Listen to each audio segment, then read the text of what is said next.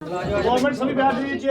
माता की जय, भारत माता की जय। स्वर्गीय अब्दुल कलाम आजाद जी अमर रहे, अमर रहे। स्वर्गीय एपीजे अब्दुल कलाम आजाद जी अमर रहे, अमर रहे। भारत माता की जय।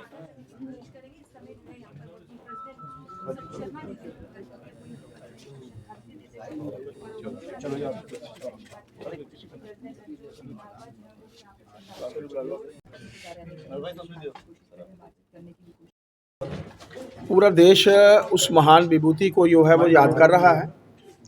हम सबके ध्यान में ही होगा कि एक छोटे परिवार से संबंधित होने के बावजूद जिस तरीके से उन्होंने मेहनत करके अपने आप को देश के सर्वोच्च पद पर पहुंचाया। एक साइंटिस्ट होने के साथ साथ उनके मन में ये भी था कि इस देश के प्रति एक समर्पण भाव के साथ मैं कैसे कार्य करूं।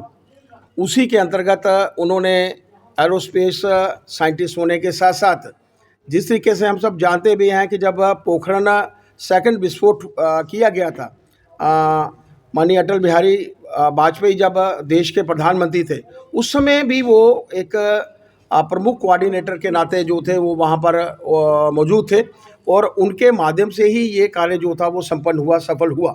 आज उस महान विभूति को, जिनको पद्म विभूषण भी मिला, पद्म भारत रत्न भी मिला, और एक अच्छे वातावरण में जिस तरीके से उन्होंने अपना जीवन जिया, और हम सब के लिए प्रेरणादायक जो है वो महान विभूति हैं।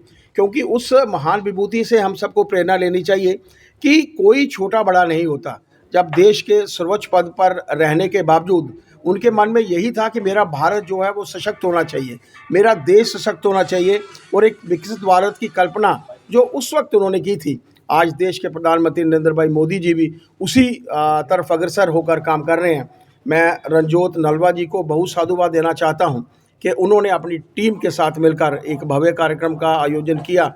उस महान विभूति को उनके जन्मदिन पर याद किया। उस महान विभूति से हम लोग यही प्रेरणा लेकर जाएं।